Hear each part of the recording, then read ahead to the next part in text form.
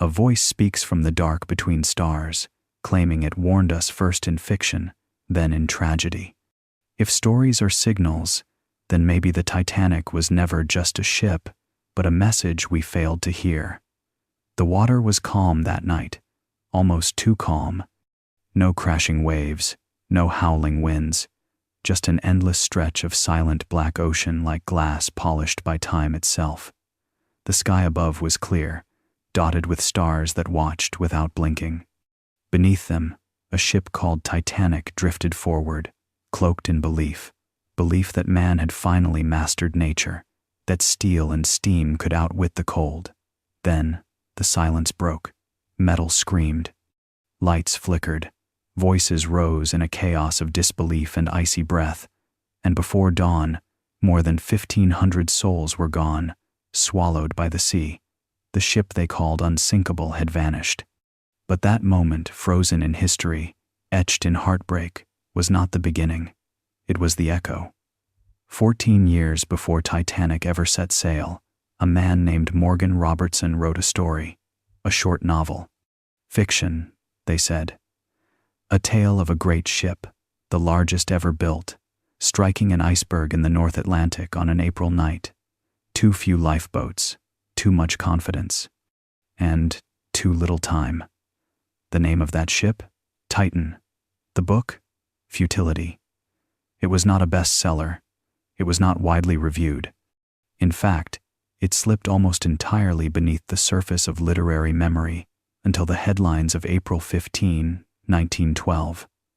And then suddenly, it wasn't fiction anymore. It was a blueprint, a warning, or something else. What are the odds? People whispered. What are the chances a story could predict so much? The size, the route, the month, the cause, even the eerie name. Titan, Titanic, like mirror images reflecting through time. But when you look closer, the question shifts. It's not just, how could he have known? It becomes, who wanted us to know? And, did we listen? A cold night in April, an iceberg, a ship full of dreams and pride, breaking apart beneath the stars. But maybe, just maybe, the real story began not with an impact in the sea, but with a whisper in the mind of a man who dreamed too clearly and wrote it down. It was called Futility, but it might as well have been called Prophecy. Written in the year 1898, long before the age of mass aviation or radio news, Morgan Robertson's strange little novella described a ship so vast, so proud, that it seemed to mock the sea itself. Its name was Titan, and it was unsinkable. Until it sank. The story is simple enough. A mighty luxury liner, the largest ever built, filled with the wealthiest souls of its age, strikes an iceberg in the North Atlantic on an April voyage. The collision is sudden. The end is swift. The ship carries too few lifeboats. Most of the passengers perish. The pride of human engineering lies shattered beneath the waves, a tragedy of hubris. And then came April of 1912. A ship named Titanic, the largest ever built, sailing through the North Atlantic in April, carrying the elite, striking an iceberg, with too few lifeboats, and sinking with over 1,500 souls lost. The parallels are not poetic, they are surgical. The dimensions of the Titan and Titanic, nearly identical. The speed at which both ships strike the ice, the same. The lack of lifeboats, identical. The setting, cold Atlantic. The tone, final. It's not just that Morgan Robertson described something like the Titanic, it's that he seemed to have seen it, sketched it, and published it 14 years before it happened. He was not a mystic, not a fortune teller, not a man of visions and incense. He was a sailor, a man of hard facts and hard storms. But when asked later about futility, he didn't call it invention. He said the idea came to him, as if it had always been there, waiting. Some said it was coincidence, a lucky guess pushed by maritime familiarity. Others whispered different things. That he dreamed the ship before he wrote it. That he saw it, not in the water, but in the sky. And that what he wrote wasn't fiction, it was memory, borrowed memory. And if that's true, the question becomes far stranger. Who gave it to him? Because futility does more than predict a shipwreck. It predicts a story, a pattern, a lesson written in steel and ice. And the author? He just wrote it down, as if someone, or something, needed the tale told, before it was lived. There's a line where coincidence starts to sweat, a point where similarities pile so high they stop looking like chance and start whispering something colder. That's where the Titan and Titanic meet, not just in their names, not just in their fate, but in the details, the little ones, the kind no imagination should have gotten right. In futility, the Titan was 800 feet long. Titanic? About the same. The Titan could push through the sea at 25 knots. Titanic, almost the exact same speed. Both were called unsinkable. Both carried far fewer lifeboats than they needed, and both struck an iceberg in the North Atlantic in April. But it gets stranger. The location in futility, where the Titan hits the ice, is unnervingly close to where the real Titanic met its end, practically the same waters. A latitude echo frozen in ink, long before it was written in blood. In the novel, the collision happens late at night, under a clear sky. The sea is calm. The lookouts don't see the iceberg until it's too late. The ship scrapes along the ice, tearing open its side, just like Titanic. And just like Titanic, most of the passengers on the Titan don't make it, not because the ship sinks too fast, but because there aren't enough lifeboats. In futility, the number of lifeboats is 19. On Titanic, it was 20, for a ship that needed at least double that. Passengers panic, officers shout, rich and poor alike tumble into the freezing black. The ship vanishes. The silence returns. And then there's the aftermath. In the book, a lone survivor clings to an overturned raft. He's eventually rescued. He speaks of the arrogance of man, the need for humility before nature, the sheer weight of what was lost. Sound familiar? How did Morgan Robertson write all of this? Not the broad strokes, but the micro details, the eerie choreography of steel and fate? Some say he was just that clever, that he knew ships, that he guessed. But others suspect something else, that these weren't predictions at all. They were echoes, reverberations of a moment already set to happen, a message bouncing backward through time. And maybe he didn't create it. Maybe he caught it, like a signal, like a warning, a bedtime story told too early, a disaster that had already unfolded, just not yet on our calendar, not yet in our sea. Morgan Robertson wasn't a prophet, not in the way people want him to be. He wasn't a cloaked mystic staring into crystal or smoke. He was a sailor, a man of tides, cargo, and compass needles. Born in the year 1861 in Oswego, New York, Morgan grew up watching ships drift in and out of the harbor, their hulls whispering stories he hadn't yet learned how to tell. He went to sea young. Merchant marine, long hours, hard decks, salt in the lungs. He spent years riding the waves before ever picking up a pen. But something was always waiting underneath the surface. And eventually, he started to write. Not polished, polite fiction, something else, something raw, heavy with strange detail, and heavy with foresight. His stories weren't just tales. They were warnings, not in tone but in structure, technical, mechanical, specific, like blueprints disguised as bedtime. Futility was the one that echoed loudest, but there were others. Submarine warfare stories, written before submarines were real threats. Wireless distress signals before SOS was standard. Each time, he saw the shape of something before it emerged from the fog of the future. People asked how. He shrugged. He said ideas came, sometimes from dreams, sometimes from nowhere. I just write them, he said once. They're already there, but there's a thread darker than dreams. In later interviews, Robertson alluded softly, carefully to what he called the voice that offers. He never named it, never explained it, but he said once that it came to him like a tide, not a thought, something behind the thought. When he wrote Futility, he described it as sitting beside something vast that only pretends to be silent. Was it just his imagination, or was something speaking through him? That's the question that keeps pulling at the edge of his legacy. Because if Morgan Robertson truly predicted the Titanic, then he didn't do it alone. Either he saw too far forward, or he was shown. He died poor. Alone. In a hotel room in Atlantic City in the year 1915, 3 years after the Titanic sank. The newspapers called him a forgotten writer, but others called him something else. The messenger, the one who tried to warn us, or maybe the one they used to make sure the story was told. Before the water ever touched the steel, Morgan Robertson never bragged about his stories. He didn't call himself a genius. He didn't boast about predicting the future.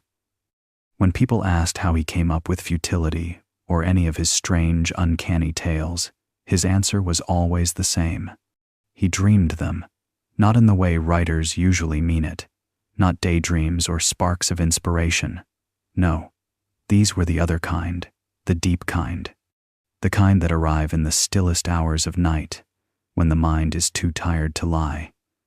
Robertson said they came uninvited, whole, heavy, like freight ships drifting out of the fog.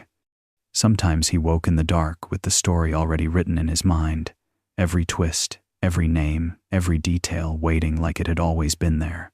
He would scribble notes before the memory slipped away, not outlines, transcripts. He once told a reporter that he didn't invent his stories, he received them.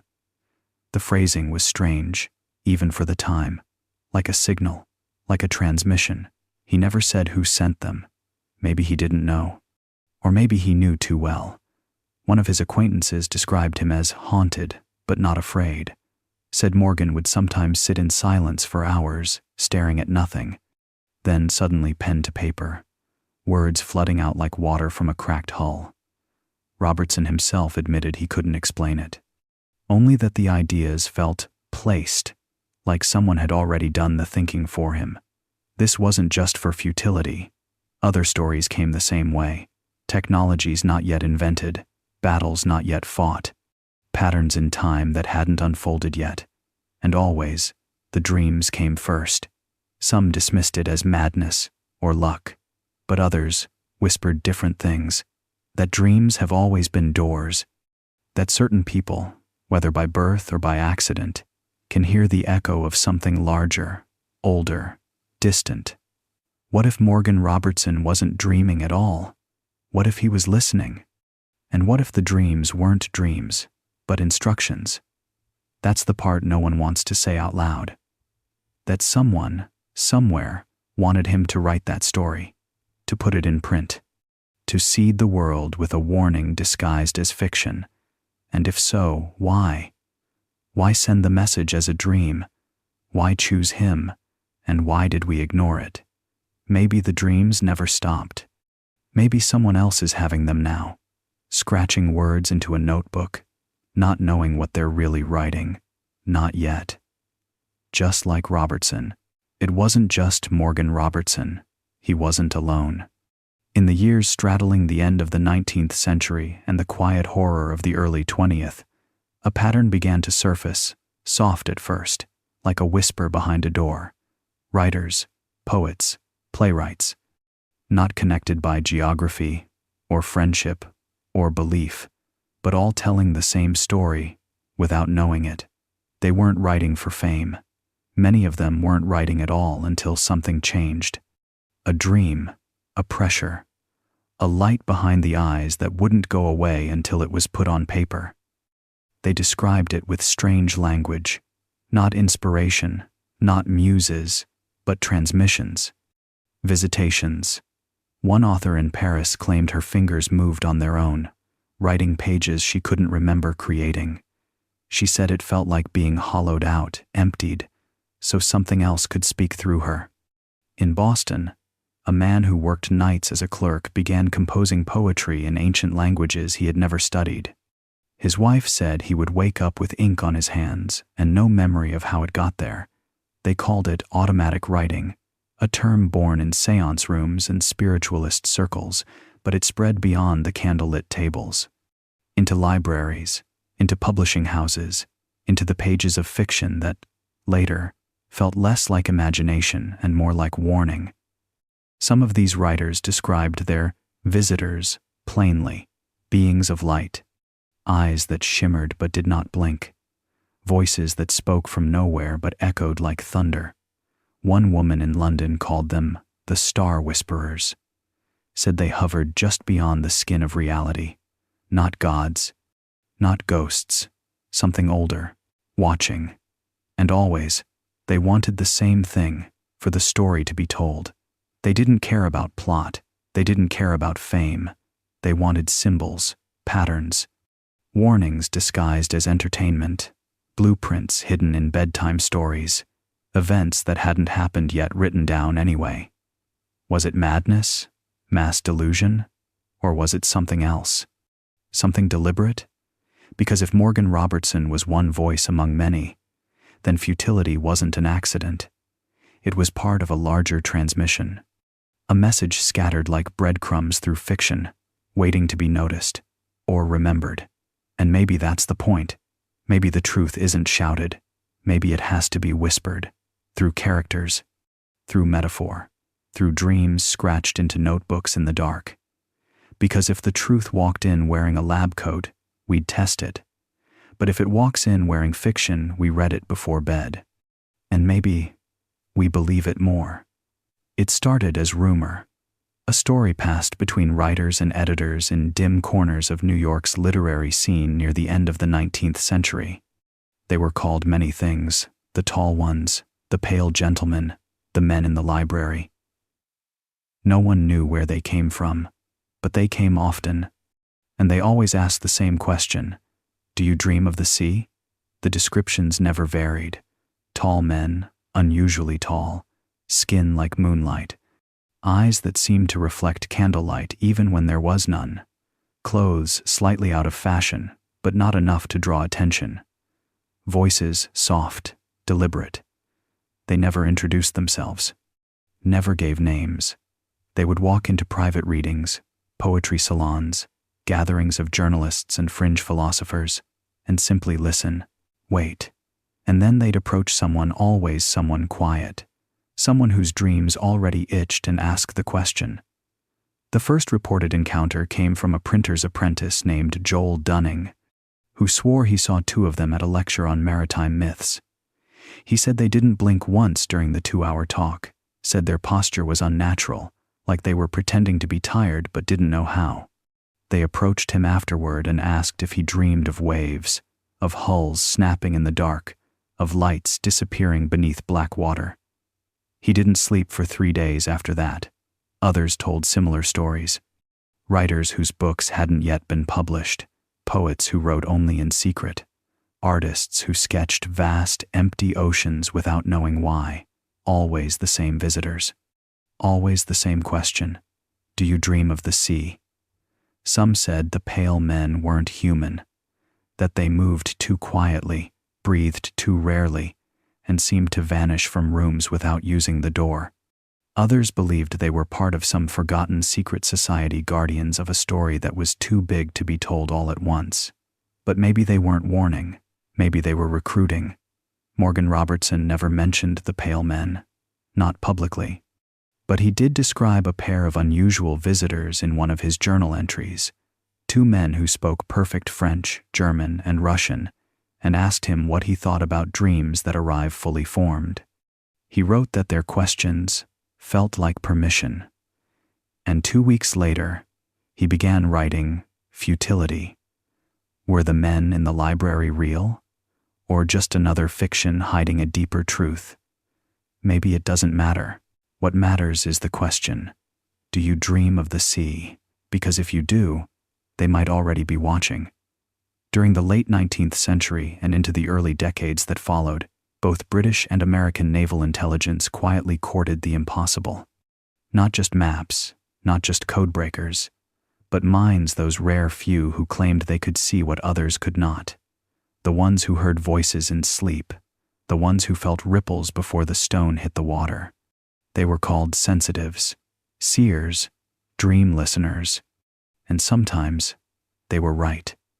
In the archives of the British Admiralty, long before World War carved its name into the century, there are traces, fragments of memoranda, scribbled margins, redacted pages that hint at a strange partnership, a woman in Portsmouth who claimed to dream in sonar, a man in Nova Scotia who woke from a trance and drew a ship split in two, bow rising above a dark ocean sky. They were not taken lightly, at least not by everyone. Naval officers in both Britain and America attended closed-door sessions, far from the polished corridors of official command. Psychics were tested not with parlor tricks, but with charts, coordinates, weather logs. Some were dismissed, a few were quietly retained. One was flown across the Atlantic in early 1912, days before Titanic set sail. Her name does not survive, but her final message, as recorded in a burned journal retrieved from a private estate, was short. The ice is not the danger. The Pride Island, then nothing. When Titanic sank in April of 1912, a few names suddenly disappeared from rosters. Letters went missing, transcripts turned to ash. In Washington, a small naval archive annex was cleared overnight. In London, 2 departments were quietly renamed and relocated.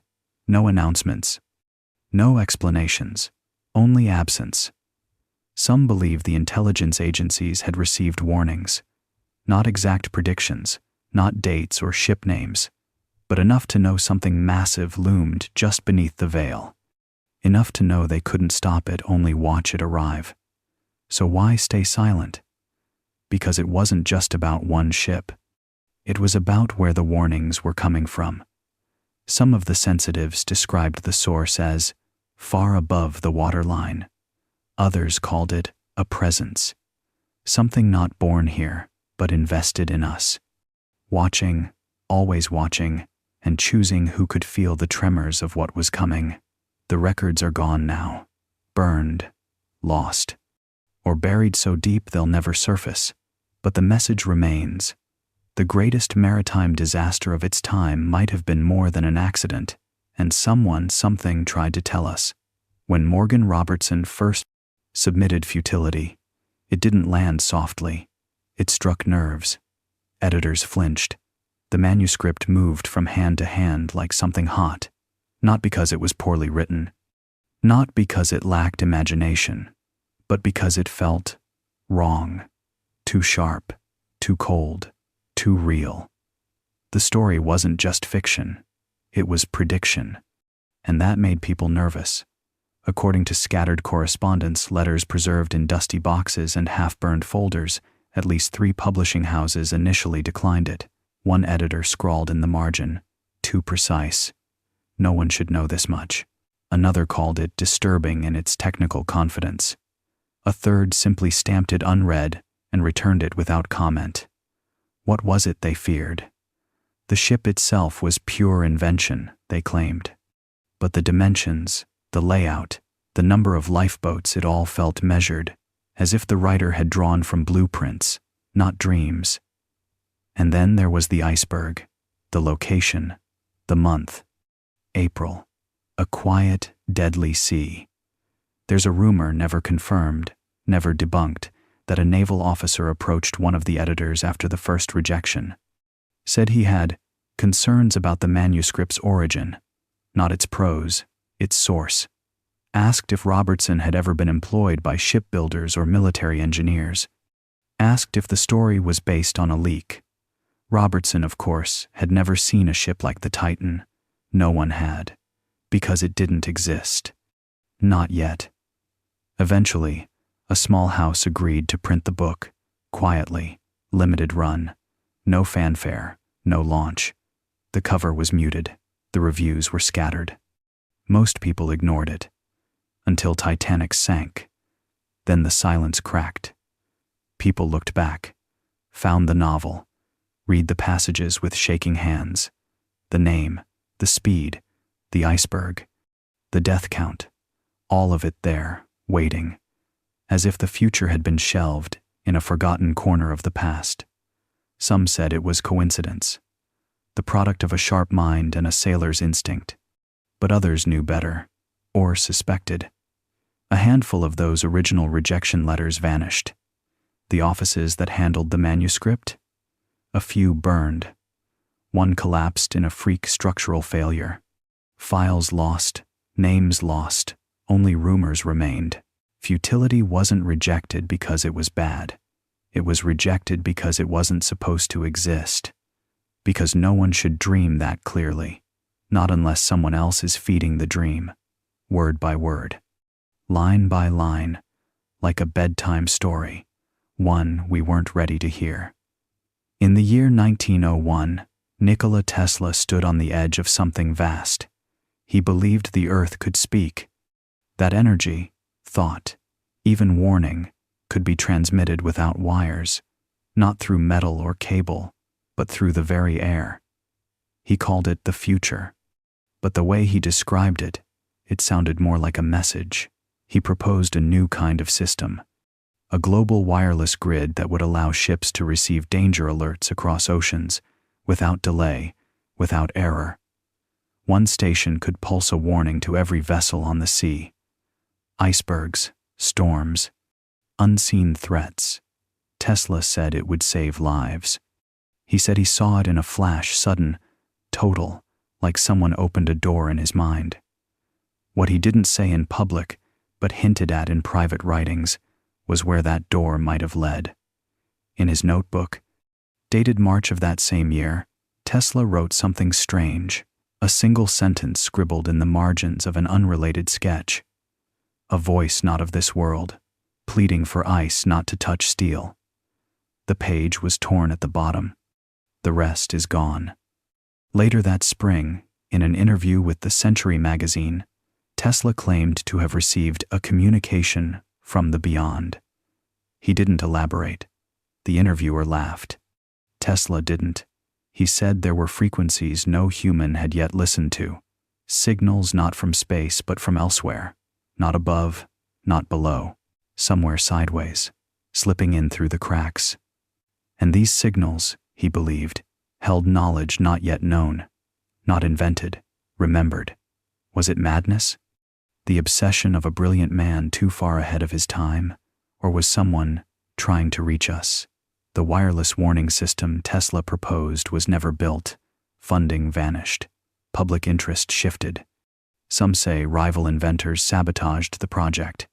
Others believe it was never meant to succeed. Because if Tesla had launched his network a decade earlier, Titanic might have heard the warning in time, a single transmission, a pulse through the dark, a ghost in the static. Instead, the ship sailed blind.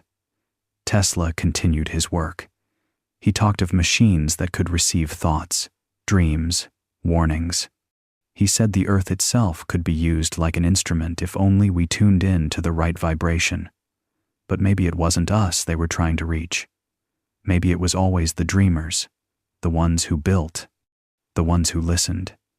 And maybe, just maybe, someone tried to speak through Tesla, tried to stop what was coming, but we didn't listen, not in time. In the weeks before Titanic set sail, the air near Newfoundland began to hum. It was subtle at first, a soft pulse, a low vibration that danced just beneath the range of thought. But then the interference grew louder, stranger. Amateur radio operators, few and far between in those early days, began reporting something they couldn't explain. It wasn't static. It wasn't storm noise. It was rhythm. March of 1912 brought bitter cold to the northern Atlantic, but the real chill came through the headphones. Operators along the coast described a patterned sound, faint but insistent, like Morse code, but not. Too fast, too fluid, too structured to be weather. One young man in street, Johns recorded the pattern by hand. He was 17 years old. A hobbyist, nothing official, but his log survives. On March 15th, he wrote, "Heard again tonight. Like someone whispering through ice. Pattern repeats every 9 minutes. Can't translate. Doesn't feel like us." He sent the logs to a wireless station in Halifax. No reply. 2 weeks later, Titanic would be lost to the sea. There was one more report unconfirmed, nearly buried. A Swedish cargo ship docked in Cape Race claimed their operator had picked up a ghost signal on the night of April 11th. It repeated a series of long and short pulses, then stopped. The officer on duty thought it was a prank. He laughed. Then he tore the page from the logbook and threw it away. Later, after the Titanic tragedy, he reportedly tried to recover the sheet. It was gone. What were the signals? Some believe it was natural auroras, magnetic storms, interference from polar currents. But others aren't so sure. One theory, never printed in newspapers but whispered among early wireless circles, suggested the signal was an echo from a future event, a kind of temporal feedback. The sound of distress sent backward before the event ever occurred. Another theory is darker. That something beneath the ice was listening and broadcasting, not to us, but to others. Like a lighthouse in reverse, warning something else to stay away, or perhaps to look closer. The hum was never heard again, not in that form, not in that place. But for a few brief nights in March of 1912, the air spoke, and no one knew how to answer. Maybe it wasn't meant for us, or maybe it was the final warning lost in a language we never learned to hear. He never gave his full name. Only initials in a letter never meant for the public. The note was discovered decades later, folded between pages of an old seaman's log stored in a rusted box, deep in a forgotten archive. The handwriting was shaky. The ink had bled from seawater, but the words were still clear. I saw it before it happened. The ship, the screams, the stars. I heard the voices calling for help. I was asleep, but I was there. He was a lookout aboard the RMS Carpathia, just another sailor doing his duty on cold night watches in the Atlantic. The ship had been en route to Europe, quiet and uneventful, until that fateful wireless transmission shattered the silence. Titanic, iceberg. Immediate assistance needed. The Carpathia turned full speed toward the coordinates. What no one else knew what this man carried in silence for the rest of his life was that he had already seen it. A week before the call came through, he had a dream. But it wasn't like any dream he had ever had before. It wasn't blurred. It wasn't vague. It was as if he'd lived it. He wrote that he stood on a frozen black sea beneath a sky full of stars. He saw a giant ship tilt, break, and vanish beneath the waves. He could feel the cold even as he slept. But the most haunting part wasn't the sight, it was the sound. 100 voices crying out in the dark, not in panic, not yet, but in confusion, in disbelief. He said he woke shaking, cold sweat, breathing hard. He chalked it up to nerves. He didn't tell anyone. What sailor wants to be mocked for dreaming of ghost ships? But when the Carpathia reached Titanic's wreck zone and the truth of the disaster spilled across the waves in lifeboats and hypothermic survivors, he froze. It was all exactly as he'd seen. The faces, the broken wood, the silence after the screaming stopped. That night, he wrote it all down. He didn't know who would read it. He just had to write it before the memory collapsed into time. I don't know why I saw it, the letter ends. Only that someone or something showed me, like a whisper into my sleep. Maybe so I'd be ready. Maybe so I'd believe what no one else could. Maybe some dreams don't come from us. Maybe they come through us. And maybe, on the cold sea between transmission and tragedy, there was one man already watching, already listening, already warned. The numbers never quite settled. They shifted, resisted, contradicted. Survivors were counted, then recounted, and still they didn't align. Lifeboats marked full arrived half empty. Crew members who were listed as lost turned up alive in distant ports weeks later. Others who should have been saved vanished. No remains, no trace, not even a name in the final ledgers. It was as if the math itself had drowned. One surviving steward, interviewed months after the sinking, whispered something odd to a journalist. He said, "We lost more than men. We lost time." The reporter didn't understand. The man refused to explain. But in scattered archives and obscure maritime files, strange discrepancies remain. The final crew list has more names than the departure manifest. Lifeboat number 12 was recorded as carrying 36 people when it could only safely hold 30. But survivors from that same lifeboat swore it felt empty, silent, like something else had come aboard and then left without a trace. Even the wireless logs conflict. The distress calls were recorded at different times in different places, some arriving seconds before Titanic sent them. One station in Ireland claimed they heard the CQD call minutes before the ship struck the iceberg. They were dismissed, blamed on interference, but they never retracted their statement. A shipping clerk in Halifax was tasked with cross-referencing recovered bodies against passenger lists. He quit 2 weeks later.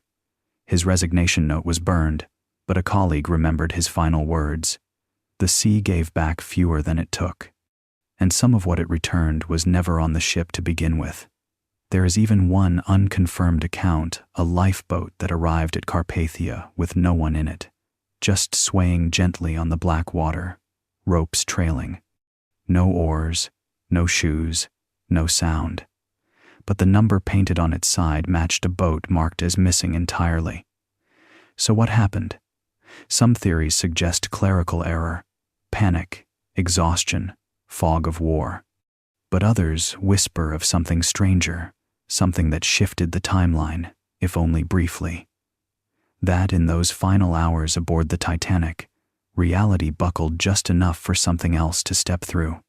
Something that bent time, scrambled numbers, took more than it left behind. And maybe that's why the math still resists us. Because it wasn't just a ship that sank. It was a moment fractured, distorted, rewritten before it hit the bottom. And when we try to count what was lost, something counts us back. Some swore it was an iceberg. That was the official story. White, massive, cold. But not everyone saw it that way. As years passed and survivors aged, their memories grew quieter, but not softer.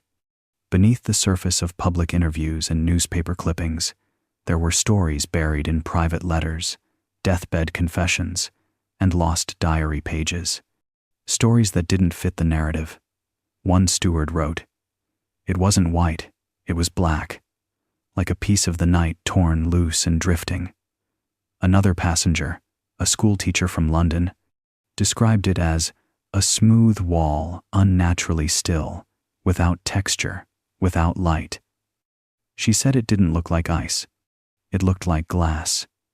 Most chilling of all was a note found in the coat pocket of a second-class passenger whose body was recovered but never identified. The note was sealed in wax paper, protected from the sea.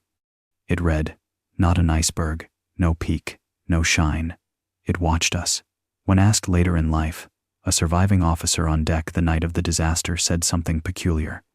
He said, "I saw it before the impact, but only for a second. No moonlight touched it, and when I blinked, it was gone."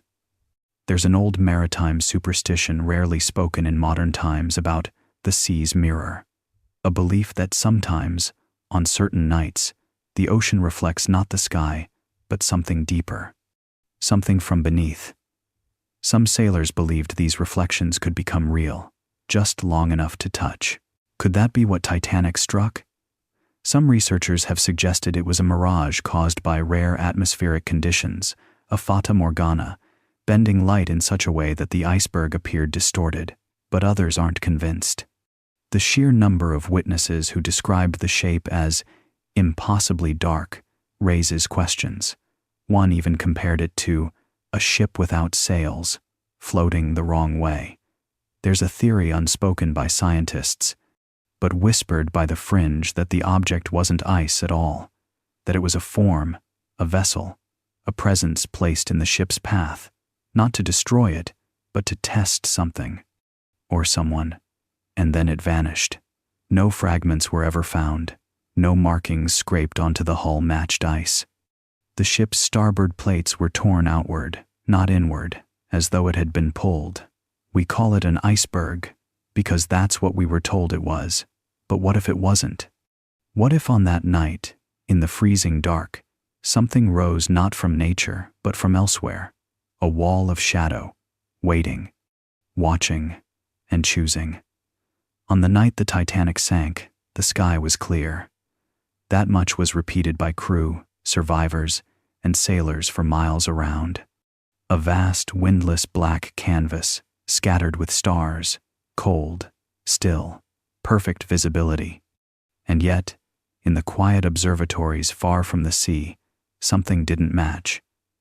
In coastal Wales, an amateur astronomer recorded an unusual entry in his journal. "Starfield incomplete," he wrote. Several expected constellations failed to appear between midnight and 2. Thought clouds at first, but the sky remained perfect. He wasn't alone. A second report from Nova Scotia noted intermittent absence of starlight along the northern horizon. Not dimming, absence, as if a curtain had been drawn across the cosmos for only a short while, then lifted again before anyone could raise an alarm. The records were overlooked for decades, buried in local astronomy club logs and hand-scrawled letters. But one thing connected them all: the time. The stars began to vanish in patches around the same moment Titanic made impact. Then, slowly, they returned. Modern researchers have dismissed it. Atmospheric distortion, instrumentation failure, observational error. But those explanations crumble under one strange detail. It didn't happen everywhere. Only in select locations, those positioned to have a direct line of sight to the area of ocean where Titanic was sailing. It was as though the sky above that specific patch of water had been masked.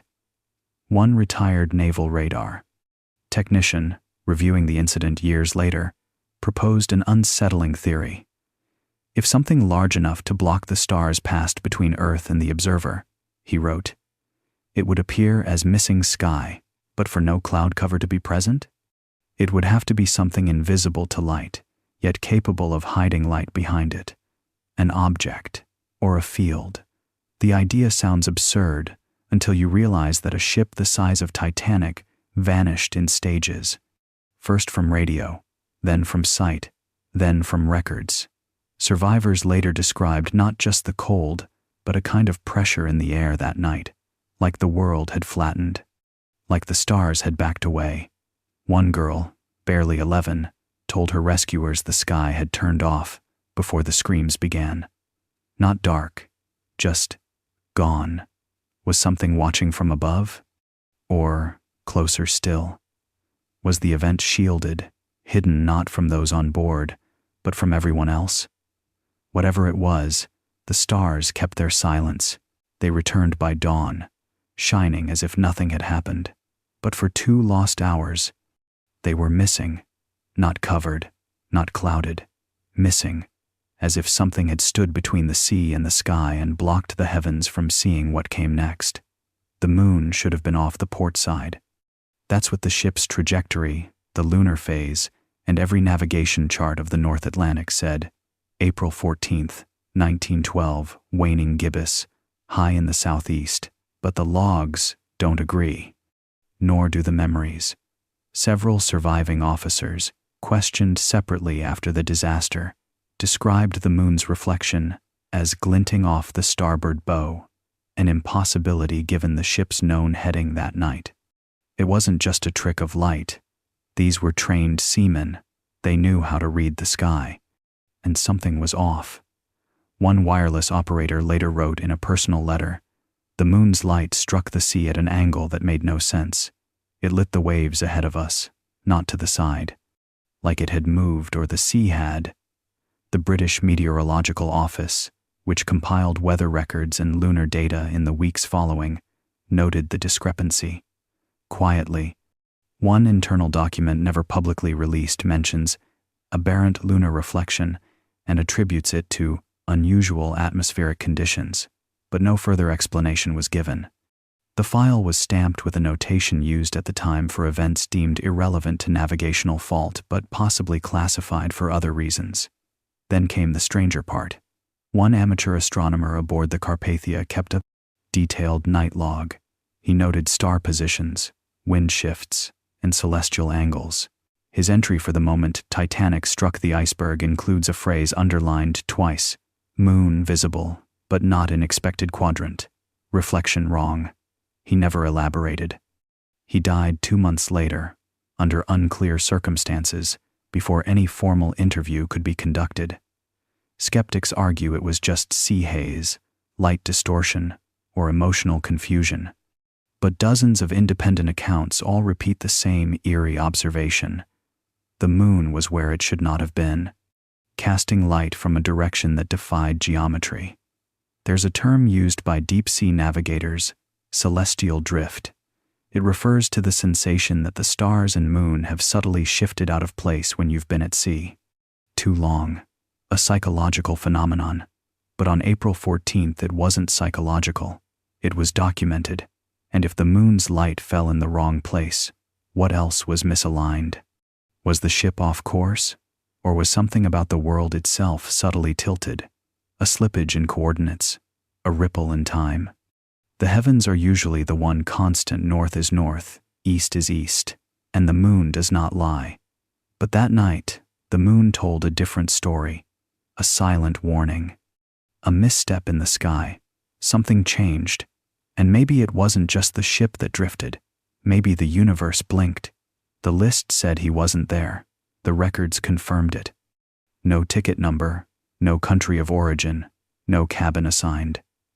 And yet, there he was, pulled from a lifeboat after the sinking, wrapped in a sodden coat that didn't match any uniform or known passenger attire.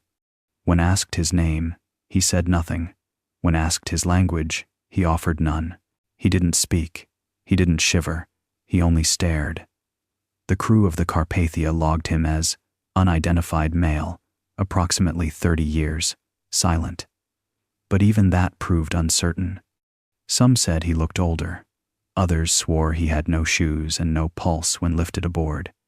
And yet he stood by sunrise, dry-eyed and breathing. One steward swore the man had been in lifeboat number 4. But lifeboat number 4 had already been tallied 39 souls, all accounted for. This man would have made 40. No one remembered helping him in. When a survivor tried to hand him a cup of tea, he took it, but did not drink. The liquid began to steam, though the night air was frigid. By the time the Carpathia reached port, he was gone. Not missing, gone. No one remembered him disembarking. His clothing wasn't found. His teacup never made it to the galley, but his description remains in a forgotten footnote of the official log, boxed in red pencil with the words, "No manifest match. He wasn't alone." At least 6 names on the Titanic's original passenger list were never seen at boarding. Investigators blamed cancellations, lost connections, last-minute illness, but one porter in Southampton swore he helped a man with white gloves and no luggage step aboard hours after the gangplanks had been pulled in. Another woman, rescued from a collapsible lifeboat, mentioned a quiet lady in blue who comforted her during the night, holding her hand, whispering prayers. But no such woman was ever identified. The woman in blue was not on the lifeboat when rescue arrived, and yet the survivor carried a button in her hand, a smooth oval disc unlike anything sewn on Edwardian clothing. She kept it in a box for years, until it dissolved one morning into dust without a trace. Some call it miscounting, chaos, the fog of disaster. But others wonder, did something or someone ride that voyage unseen, watching, recording, or worse, guiding? And if so, what did they want? The sea took many names that night, but maybe, just maybe, it gave one back, one that was never ours to begin with. They called it unsinkable, But that word carries weight, not just confidence, not just arrogance, prophecy. A whisper echoing through time, repeating itself in different tongues, cloaked in different myths, but always the same message: build the great vessel. Watch it fall. Long before Titanic's keel was ever laid, stories of a mighty ship meeting its end beneath the sea surfaced in strange places. Ancient texts from drowned cities, clay tablets unearthed in forgotten corners of Mesopotamia, even fragments from lost scrolls some believed to be Atlantean in origin, described a vessel of immense pride, shattered by water, not for failure, but for fulfillment. Secret societies in the 19th century were obsessed with these myths: Theosophists, Rosicrucians, a few branches of Freemasonry. They collected sea omens like relics, whispered about the eye beneath the ocean, and predicted a great act of balance, a moment where man's defiance would be corrected by the deep. In certain circles, Titanic was not merely a ship, it was a key. The White Star Line, on the surface, was a business, but buried in its iconography were symbols older than shipping routes. The star itself, a five-pointed glyph framed in red, bore unsettling resemblance to pre-flood sigils recovered in the ruins of Malta and Santorini. Some researchers, long dismissed as fringe, believed these designs echoed the very geometry of Atlantis before its collapse. There is a story unconfirmed, of course, that during Titanic's final construction phase, an unmarked crate was lowered into the keel before sealing. No manifest record, no inspection, just a note in a builder's journal. The gift sleeps at last. Some believe that gift was a relic, a crystal, a device. Others think it was simply an idea, a ritual made real. Survivors recalled strange moods before departure: a stillness in the harbor, birds not flying, a bottle that refused to break during the christening ceremony. Small things, easily dismissed.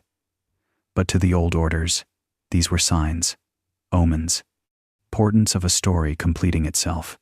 And then there was the date, April 14th, the same date, some claim, that marks the midpoint of a cycle in the ancient Atlantean calendar, what they called the Tide of Judgment.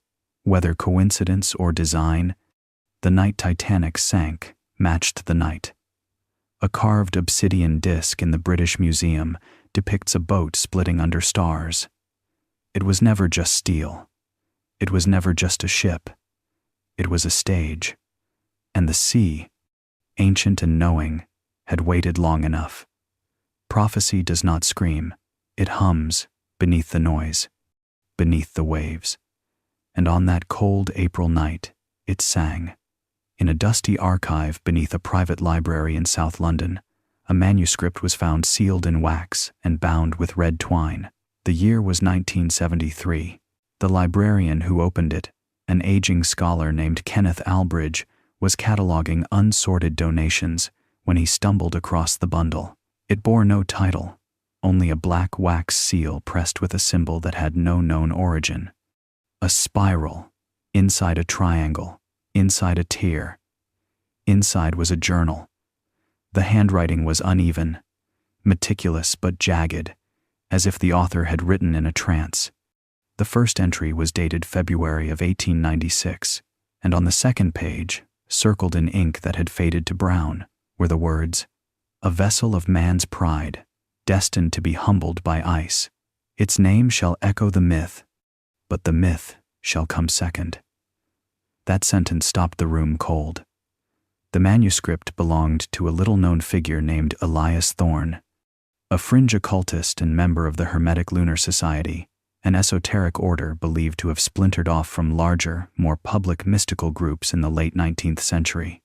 Thorne's writings were considered fevered, even among the eccentric circles of his time. He spoke often of dream instructions, of messages received while the mind is suspended between stars. Most dismissed him. Until this. The journal not only predicted the fall of a mighty ship, it referenced the Titan by name, not Titanic. Titan, the great beast of steel, Thorne called it, forged in flame, split by ice, swallowed by the old silence. He drew diagrams of ocean currents, lunar alignments, and strange magnetic disturbances clustered around the North Atlantic. He also warned of watchers. They have no mouths but send voices. They do not breathe but bend the tide.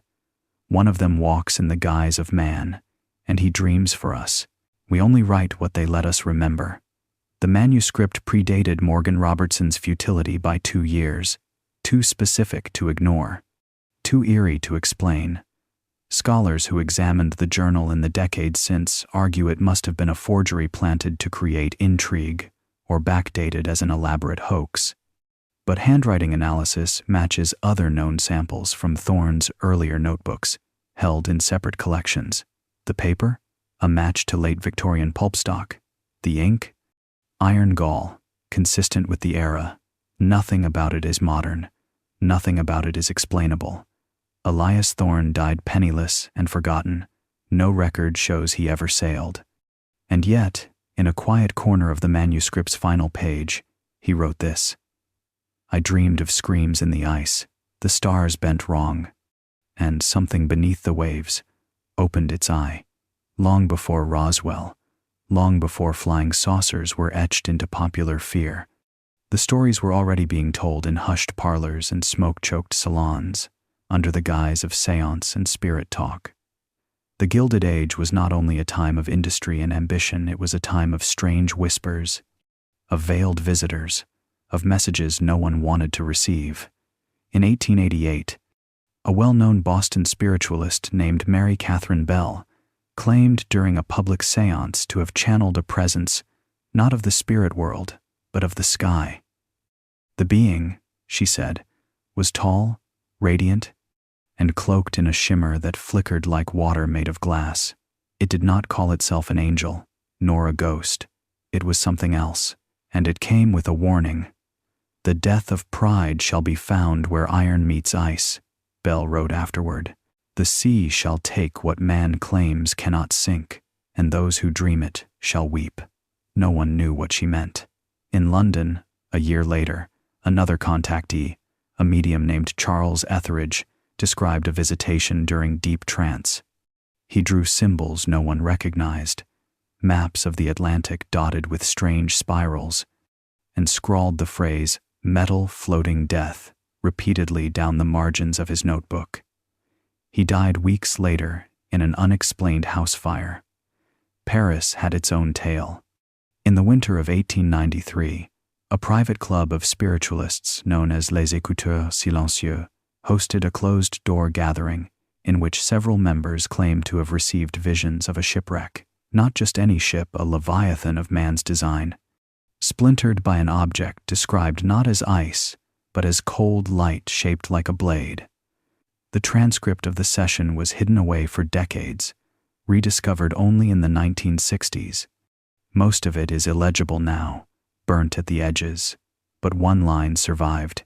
They do not stop it, they show it, so that we might learn. These early accounts all share similar traits. The beings described were tall, pale, and expressionless.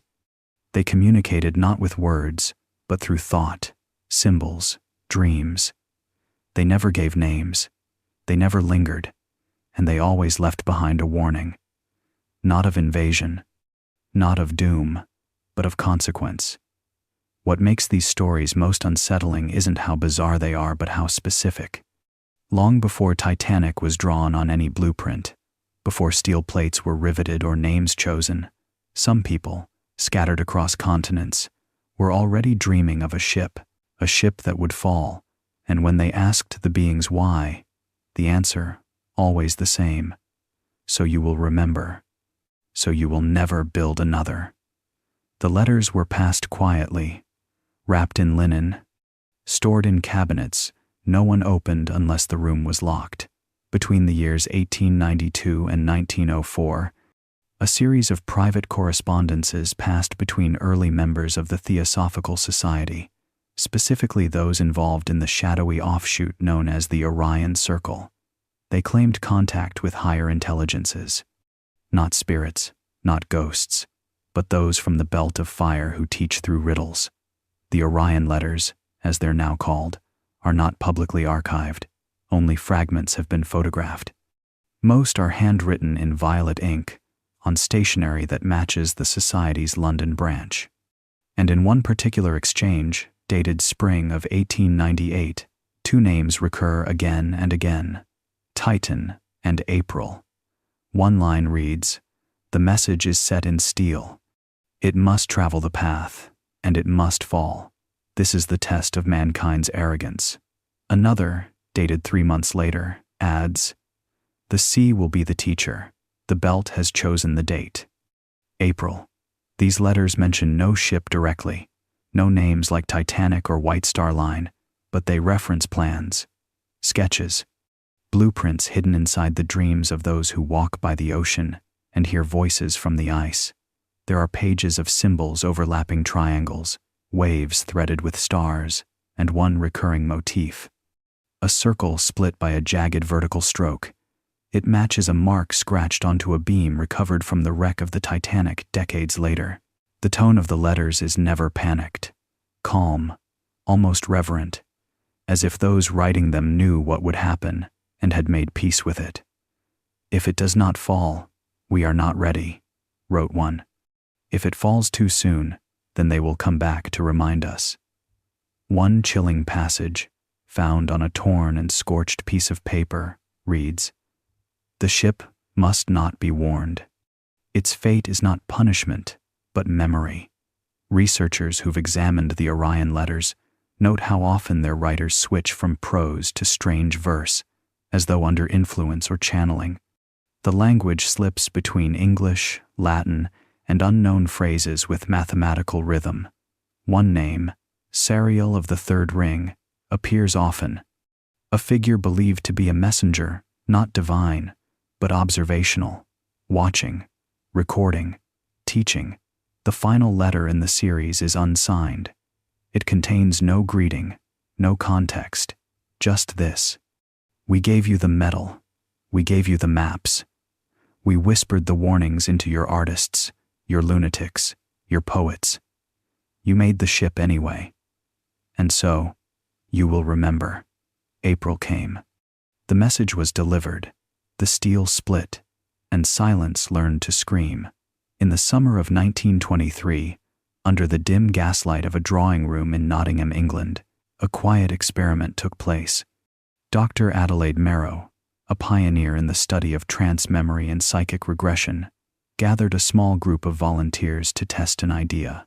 Could memories be pulled not just from one's own life, but from lives or timelines not yet understood?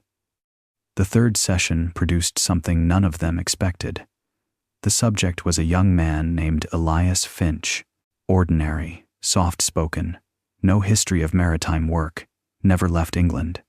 But under hypnosis, when prompted to return to the first moment of great water fear, his body tensed, his face went pale, and tears began rolling down his cheeks.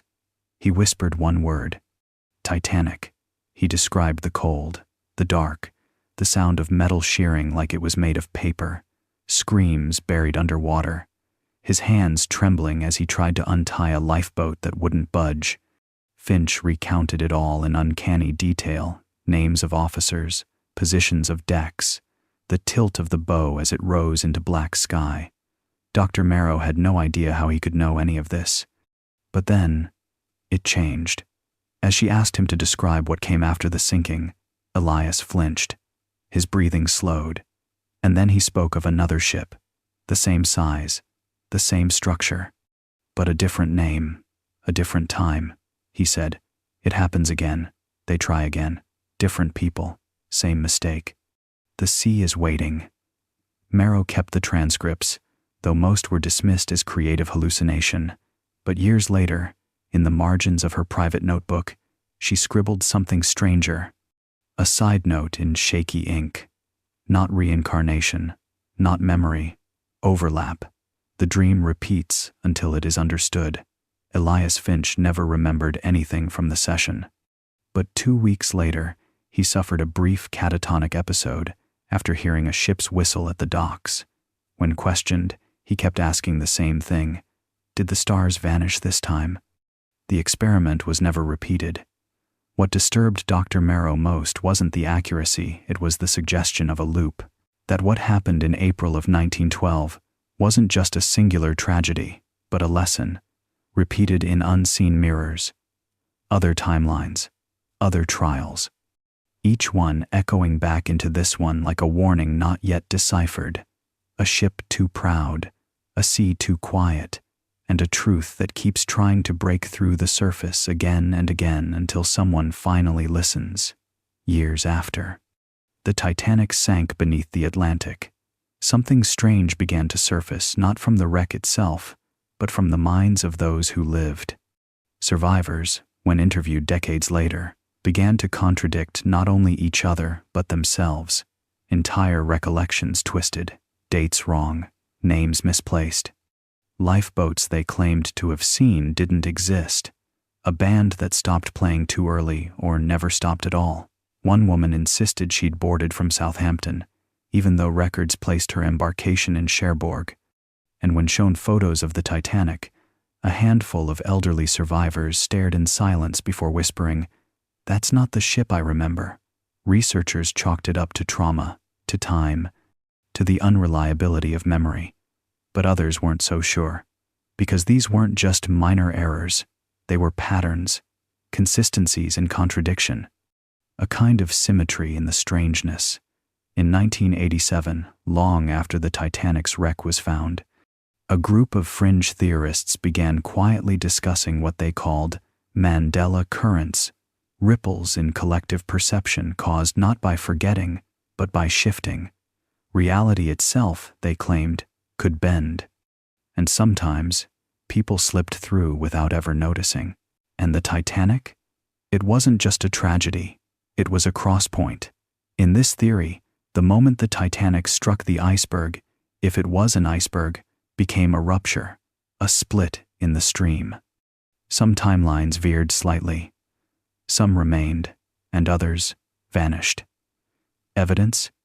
You won't find it in science journals, but you will in whispered stories from survivors' grandchildren. Like the man who swore his grandmother always told him her sister perished aboard the Titanic.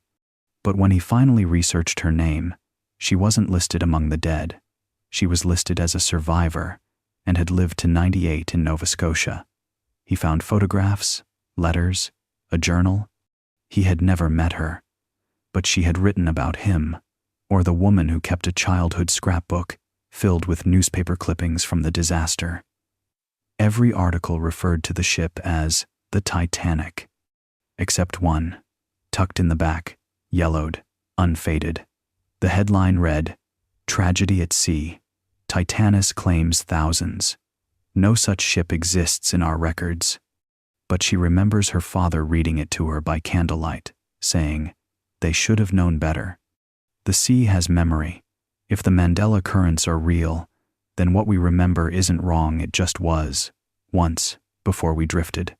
The Titanic sank, but perhaps not just into the ocean, perhaps into a fold, a shift, a lesson so loud it split reality just trying to be heard. And we, our world, our timeline may not be the only ones it tried to teach. In the gray corridors of Cold War secrecy, buried beneath nuclear plans and espionage files, there are documents stamped with red ink and forgotten initials. One of them, declassified in the late 1990s, contained a phrase repeated like a refrain, TMAS, 1912. At first glance, it meant nothing, just another project codename. But the more you read, the more it became clear this wasn't about weapons. This was about time. The file belonged to a branch of a now-defunct intelligence subdivision that specialized not in foreign threats, but in anomalies, phenomena that didn't fit into science or politics, events that disrupted causality. The file included theoretical discussions on displacement technologies, suggesting not teleportation, but the manipulation of temporal weight, the ability to shift mass not through space, but through time lag. The documents were filled with handwritten notes, mathematical formulas, and one typed line that stood out. Earliest suspected mass displacement event, Maritime, North Atlantic. April, 1912. T-mass, Titanic mass. Someone in the 20th century believed the Titanic event wasn't natural, that something about it marked a rift. Not just a shipwreck, but a timeline anomaly. The ship disappeared from one state of being and reappeared in another just long enough to sink. A pocket in time, like a caught breath before exhale. A hiccup in the sequence. One chart from the file attempted to reconstruct global psychic events, spikes in prophetic dreams, hallucinations, even premonitions clustered around April of 1912. The curve rose sharply 3 days before the iceberg, and plummeted the night it sank. In the margin, someone scrawled, "Time corrects, or attempts to." Another memo referenced a detour in causal perception around the Titanic, where eyewitness accounts and hard data refused to agree, discrepancies in compass readings, icebergs appearing and vanishing, lifeboats launching before orders were given, voices calling out names of survivors before they were rescued, and then, finally, a single page labeled Hypothesis, Contact Event Disguised as Catastrophe. It was unsigned. We often think of the Cold War as a race for missiles and spies, but some in the shadows raced for answers to deeper questions. If the Titanic was a temporal rupture, something triggered by accident or design, then it had to be recorded, even if buried. Perhaps someone had built a ship too close to a truth not meant to be touched, or perhaps something used the ship as a signal, as an anchor. T-mass 1912. The moment we were pulled sideways, and the moment something took notice. There's a theory some researchers dare not say out loud. Not because it's unthinkable, but because it might be true. What if futility didn't foretell the Titanic? What if it built it? The reverse inspiration hypothesis suggests that the eerie parallels between Morgan Robertson's novella and the real-world disaster were not coincidence, not prophecy, but programming. That a single book, written in the late 19th century, acted like a virus in the human mind, not to warn us, but to guide us. Imagine it. A story of an unsinkable ship, larger than anything before it, called the Titan, crashing in April, striking an iceberg, lacking lifeboats, thousands gone. The similarities were so specific that even skeptics admit it feels like fate. But fate assumes no one was steering. What if something was? Ideas have power, stories shape thought, and thoughts shape action. The engineers who read Futility as young men may have been unknowingly infected with its blueprint, naval architects pushing for size over safety, designers downplaying lifeboat needs because in the back of their minds, it had already been imagined. The Titan had to be real. So it became. One professor of folklore once suggested that futility was a ritual disguised as fiction, a linguistic scaffold built not to describe an event, but to manifest one, language that laid track for time to follow. In this theory, the book was not written by Morgan Robertson alone. It was implanted, through dreams, through whisperings, through whatever conduit allows influence to slip from the edge of the unknown into the hands of a tired sailor with a pen and a strange compulsion to write. There's precedent. In psychological studies, subjects subtly exposed to specific stories later make choices aligned with those narratives without realizing why. This is called narrative priming. But when extended across nations, decades, and engineering decisions, it becomes design. One copy of Futility, annotated in pencil, was found aboard the Olympic Titanic's sister ship. Notes in the margins questioned the hull layout and suggested the prophecy is incomplete. No one knows who wrote them. If this theory is true, then the Titanic was not just a tragedy, it was a ritual fulfillment. A story seeded into the world, tended by dreamers and engineers, and harvested in cold Atlantic water. Not a warning, an invitation. And we unwitting readers turned page after page until the ending wrote itself in steel, ice, and loss. They called them the quiet ones. Not because they were secret agents, though some had once been. Not because they lacked authority, most outranked ministers, but because when they entered the room, everyone else stopped speaking. Whitehall, April of 1912. 1 week after the Titanic slipped beneath the Atlantic. The meeting was not listed on any official ledger. No press, no transcripts. Only a yellowing slip of paper buried in a personal archive decades later. It read, Agenda Collision Event. Origin, Literary. Outcome, Prophetic. Response, Observational Vigilance. A single sentence at the bottom, scrawled in tight hand, chilled the bones of the archivist who found it. Prophecy fulfilled. Watch the skies in 50 years. They weren't discussing weather balloons or maritime safety regulations. These were high-ranking figures in the Admiralty, the War Office, and the Office of Naval Intelligence. Men who had seen wars begin with whispers. Men who recognized when a pattern was not natural. There are rumors denied, of course, that one of the quiet ones brought a copy of Futility to the table, annotated, pages flagged. Certain phrases circled in red, one underlined twice. The sea is but the canvas. The stars provide the brush. From that day, a quiet sub-branch of British naval intelligence allegedly began what was internally called the Sky Registry. Unofficial records of celestial anomalies. Not comets, not storms, but moments when stars blinked out, reappeared, shifted. And the 50-year mark? That brings us to 1962, the Cuban Missile Crisis, space race fever. But also, a forgotten naval report from the North Atlantic British destroyers recording unexplained sonar echoes, lights beneath the water. Not above. In an internal memo marked Urge NINT, one sentence repeats the old line, Watch the skies. But this time, someone added, Beneath them too.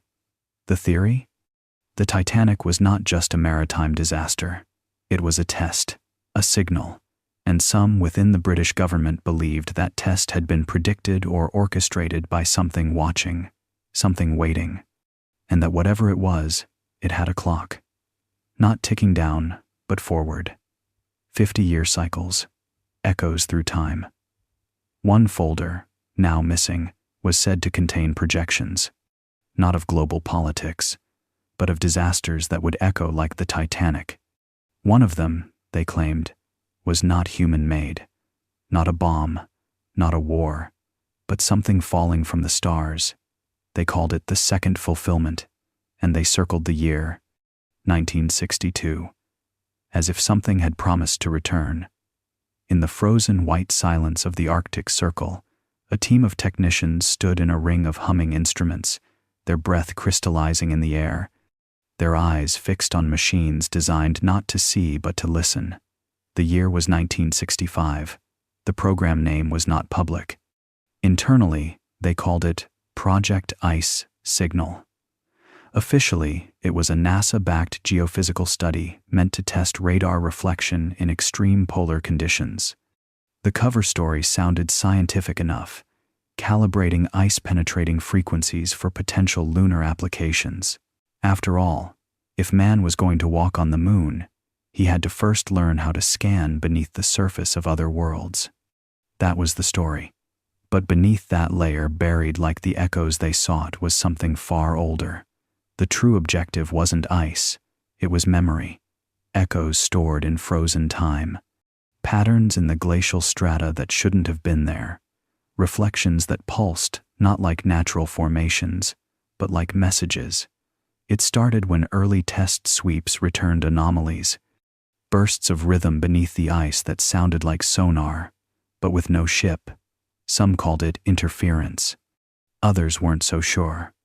One technician described it in his log as a heartbeat, slow and deliberate, repeating in intervals of 12. Another simply wrote, "The ice is talking." When the data was reviewed back at headquarters, a linguistic consultant brought in for an entirely unrelated Mars signal study made an observation that changed the course of the project. The pulses bore similarities not to geology, but to language. Not modern, not human, but structured, intentional. Shortly after that, the project was divided. Some of the team remained to continue scanning the Arctic shelves. Others were sent south to the North Atlantic Trench, near the Titanic's resting place. There, under the code extension Ice Signal Echo, they mapped the ocean floor using the same radar technology. And there, too, the pulses returned. Same rhythm, same pattern, as if the ice had remembered what the sea had tried to forget. One memo, recovered through a Freedom of Information request decades later, included a phrase highlighted in red. Polar coordinate resonance suggests fixed installation, non-terrestrial. Another simply read, message embedded. Not a warning. A countdown. The files disappeared soon after. The tapes went missing. The lead technician relocated to a classified installation in Greenland and never spoke to the press again. But the whispers remained. In the halls of deep-sea research stations, among old NASA engineers with haunted eyes, and in the dreams of those who listened too long to the ice. Because the signal didn't stop, it only grew louder. In the winter of 1982, under the ice-laced waves of the North Atlantic, a Soviet submarine on routine patrol veered slightly off course. The official story blamed navigation drift, but the real reason was a sonar ping, quiet, unnatural, and unlike anything they'd heard before. The vessel was the K-367, a Victor-class hunter, hardened for silence and shadows. It had been trailing an American destroyer when the operator heard it.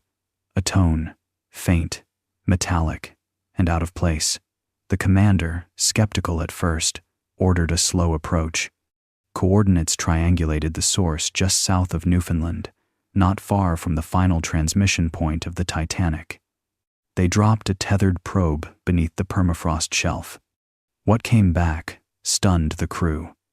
Beneath layers of glacial sediment, something man-made or not was embedded in the ice. It was massive, over 200 meters long. Sharp angles and smooth plating, like no vessel ever built. At first, it was silent, dead metal in the deep. But after 37 minutes of passive observation, the probe's instruments flared.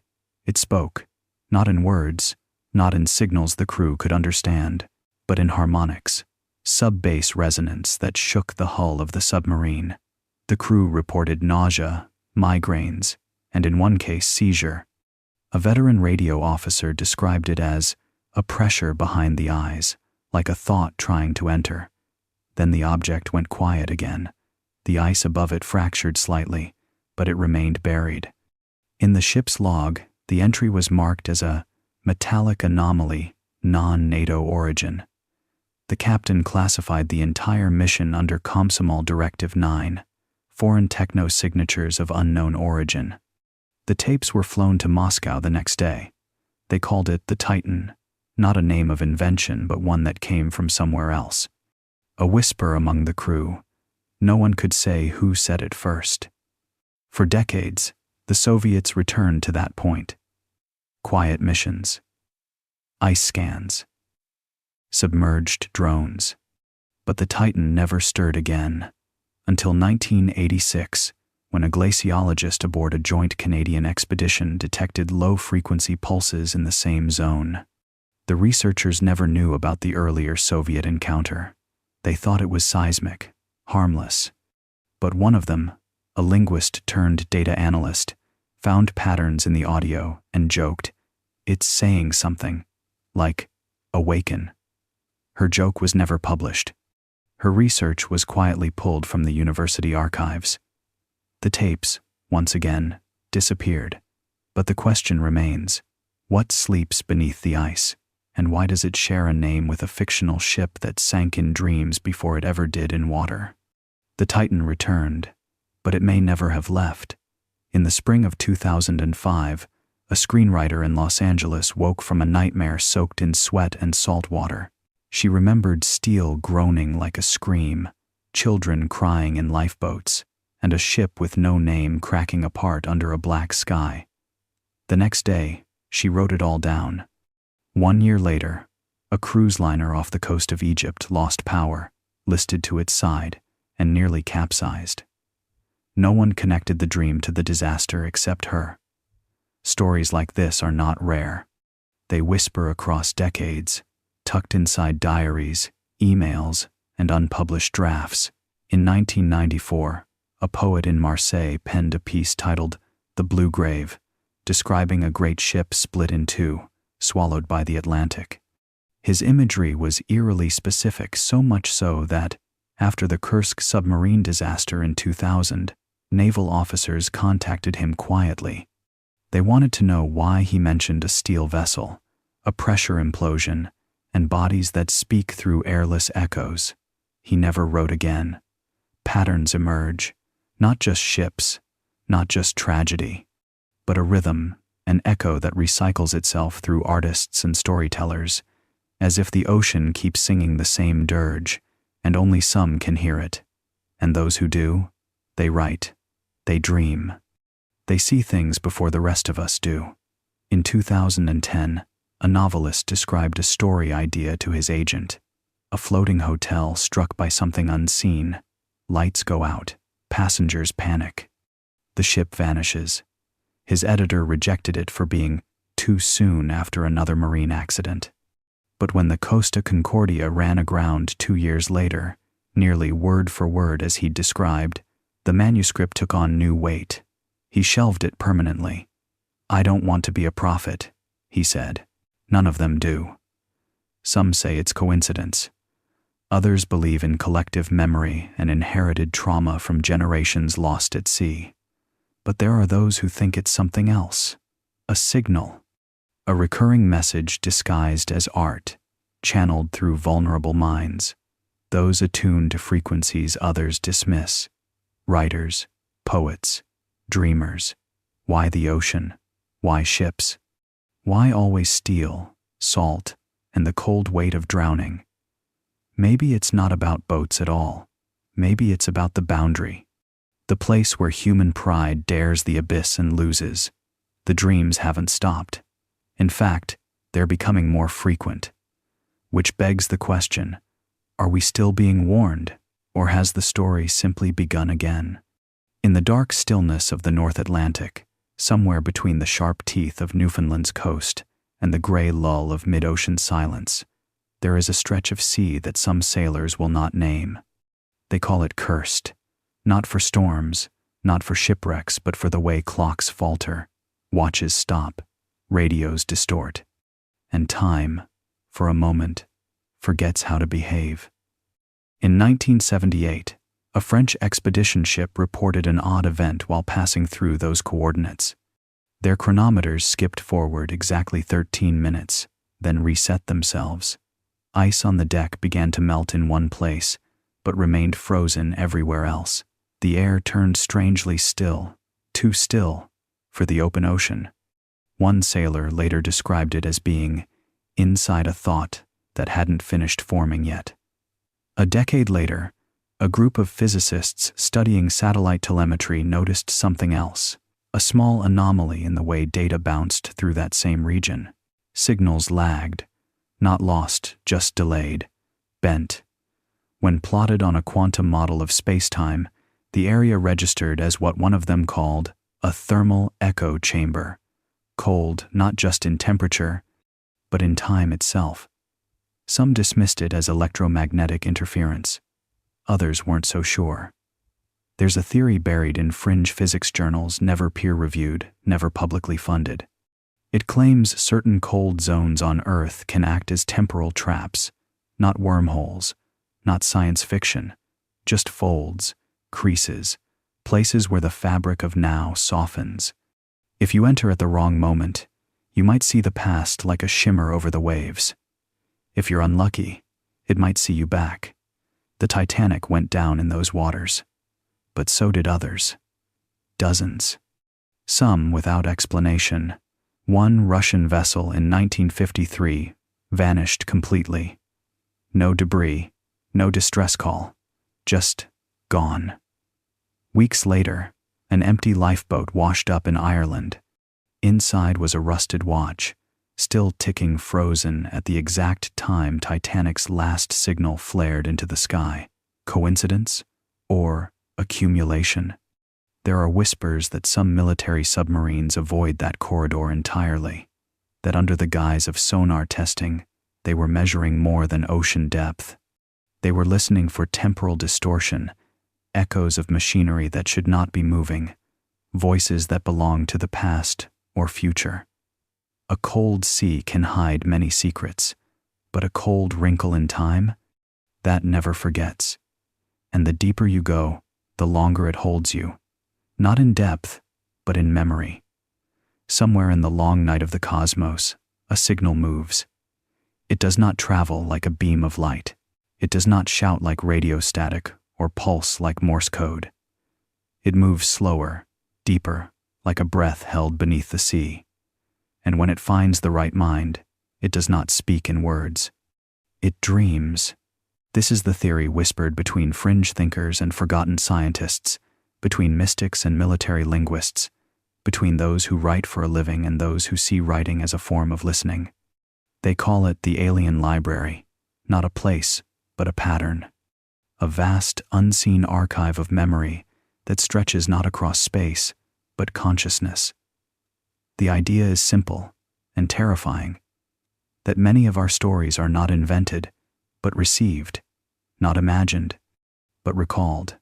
There have been accounts for centuries, too many to ignore, of writers and artists who claimed their best work came to them not through craft, but transmission, a sudden knowing, a phrase that felt borrowed, a plotline that seemed to unspool itself like a ribbon from another world, the poet who hears lines in sleep and wakes weeping, the painter who sees images before his brush ever moves, the composer who hums a tune he swears he never learned, but it goes deeper. Morgan Robertson, Jules Verne, H.G. Wells, Mary Shelley, each of them created futures that came too close. Machines that hadn't been built yet, disasters that hadn't happened, technologies no one was meant to know. The most charitable explanation is coincidence. The more disturbing one is access. In the 1970s, an experiment was conducted quietly by a Scandinavian defense contractor. They recruited writers and poets under the guise of creativity studies, hooked them to EEG monitors, flashed them with randomized static, played tones in frequencies too high to hear. The result? When asked to imagine new ideas under this induced state, participants overwhelmingly described visions of catastrophic events, alien ruins, and machines submerged in oceans. More than one described a great ship made of light, cracking open in ice. Another wrote a short story that mirrored the fall of the Challenger, nearly word for word, a full decade before it happened. He was never published. He was never heard from again. In declassified fragments from Project Stargate, the United States' psychic spying program, there's mention of something they called narrative recursion, a phenomenon where remote viewers, when asked to focus on extraterrestrial technology, returned not blueprints, but myths, Sumerian tablets, Celtic songs, Navajo origin stories. Again and again, they repeated motifs of visitors from the sky, of forbidden knowledge stored in crystalline orbs, of voices carried on the wind that could teach or erase. And that's where it begins to make sense. Not every human mind can hear it, but some are born tuned, not by choice, not by genetics, but by pattern resonance, the way some stones hum when placed in the right stream, the way certain dreams keep returning, generation after generation, changing only slightly in shape. Robertson claimed futility came to him fully formed, not a process, a flood. He barely remembered writing it, and when pressed, he would only say that sometimes he felt watched from the inside out, not paranoid, not afraid, just used.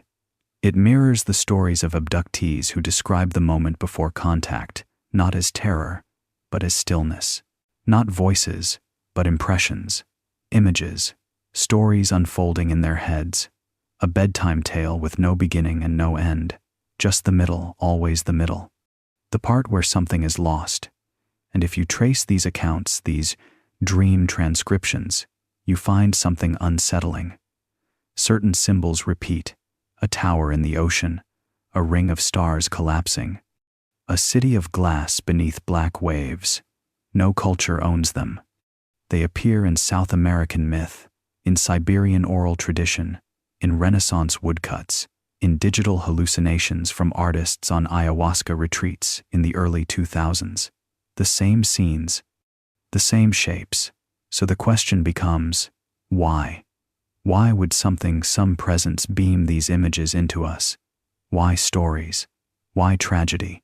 Why the fall of great ships and lost empires and broken suns? There is a theory that what we call fiction is not entertainment, it's inoculation. A slow, steady drip feed of the impossible, so that when the impossible happens, we don't shatter. Think of Orson Welles, 1938, War of the Worlds, panic in the streets. Radios turned up loud in kitchens and parlors, people thinking the invasion was real. Some jumped from windows, others grabbed rifles. But the strange part? In the months afterward, sales of the actual novel skyrocketed. People needed the story. They wanted the story, not to understand, but to feel safe again. Because if something can be written, then maybe it can be survived. So what if Earth's greatest stories, those that feel larger than any one mind, aren't human at all? What if we are the receivers, the ink, the paper, and the story is what uses us? What if we are the dreamers inside the dream? In 1994, a Japanese neuroscientist recorded the brain activity of a novelist as she wrote. During certain passages, her brainwaves matched patterns found in deep meditative states, but one anomaly stood out. Her temporal lobe flashed a signal identical to that of a patient in a near-death experience. She later described the writing session as being near a giant window, and the story blew through me like wind. Years later, she would take her own life. In her final note, she wrote, "They will keep telling the story, with or without me. But now I know whose voice it island." The alien library theory suggests we are living inside a kind of narrative terraforming. Stories seeded into the soil of our culture, blooming in minds not as fiction, but as fragments, warnings, scripts, not just about the Titanic, about everything. The rise and fall of cities, the loops of history, the return of old names, Atlantis, Babel, Aztlan. Every few decades, the story repeats. A new name, a new setting. But the ending? Always the same. A tower falls, a ship sinks, a warning is ignored, and a voice, just barely audible, sighs in the background. Again. Some believe we could one day find the source. That hidden in the folds of dark matter or encoded in the cosmic microwave background is a transmitter, a library of all that was, all that is, and all that could be. Others believe the transmitter is not out there at all. It's under us, buried, dreaming, waiting for us to remember. Because bedtime stories, after all, are not told to the awake. They are told to the ones just about to fall asleep, or to the ones finally starting to wake up. Close your eyes. There is nothing but darkness. Then a hush, like the breath between waves. The sea does not roar, it waits. A low rhythm, steady as a lullaby, brushes against the edges of sleep. You are floating. You don't remember when you left the shore, but the stars are overhead now, and the sky is clear, and the water holds you without judgment. And then, the voice begins. Soft. Older than memory. It does not echo, it settles, like dust, in the corners of your thoughts. You have heard it before, long ago. In dreams you do not remember waking from. In 1898, the voice says, "We told you." A book, a forgotten novel, a ship called the Titan, too large, too fast, too proud. Doomed by an iceberg in the North Atlantic, hundreds dead. The author, a man who swore he made it up, who died before he could ever explain how every detail, every terrifying detail matched the sinking of another ship, 14 years later, in 1912. The voice continues, "We showed you, and now you see it, not in memory, but in presence." The great liner gliding through black waters, unaware of the shadow waiting. You see the glass shimmering in the dining halls, the laughter, the music, the certainty. And then, like the dream where you know the ending but can't speak it aloud, it happens again. The impact. The shudder, the lights flickering, the calls for lifeboats, the night swallowing names. It's not a story. It's a loop.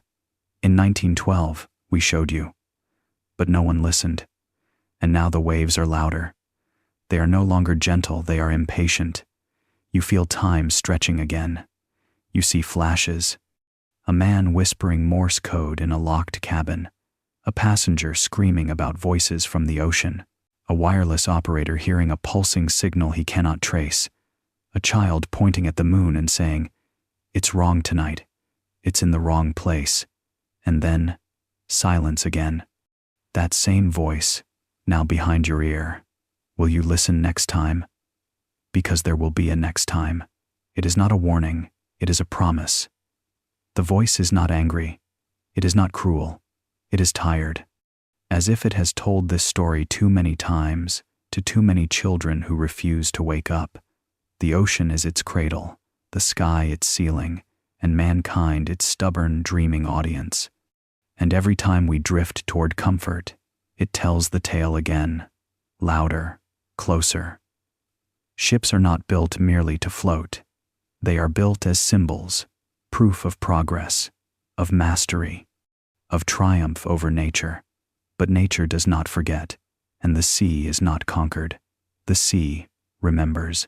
And still, we build taller towers, faster machines, deeper drills, louder declarations that this time, we are safe.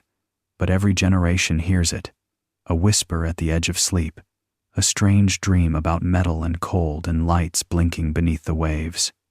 And sometimes, those who dream too deeply leave messages, books, drawings, unfinished scripts, letters never mailed.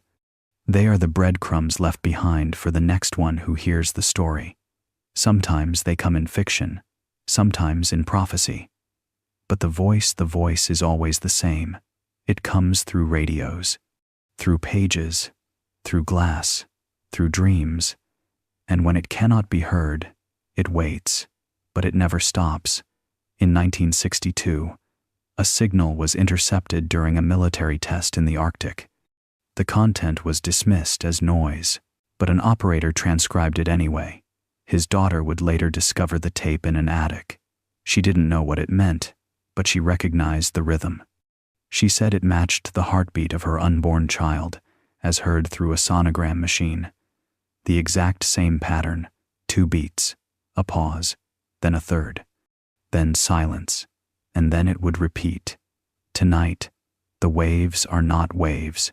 They are memory. They are reminders. The ocean does not forget what it has swallowed, and it does not forgive those who ignore the story it tells. Somewhere, a writer types a new manuscript. She doesn't know where the idea came from.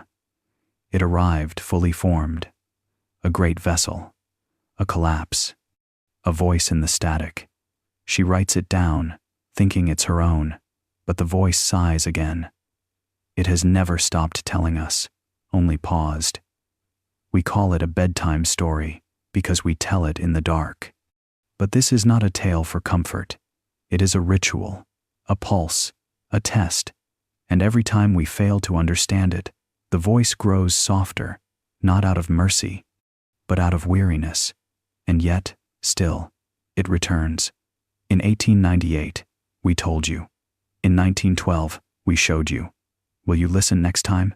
The screen goes dark. The tape hisses. The sea stretches out in every direction. And above, the stars seem to blink in perfect rhythm. 3, then pause. 3, then pause. You wonder, in that final moment before sleep claims you, if someone somewhere is still broadcasting this tale, Not to frighten, but to prepare. Not to threaten, but to remind. Because the bedtime story never ends. It only waits for someone to finally wake up. And then, static.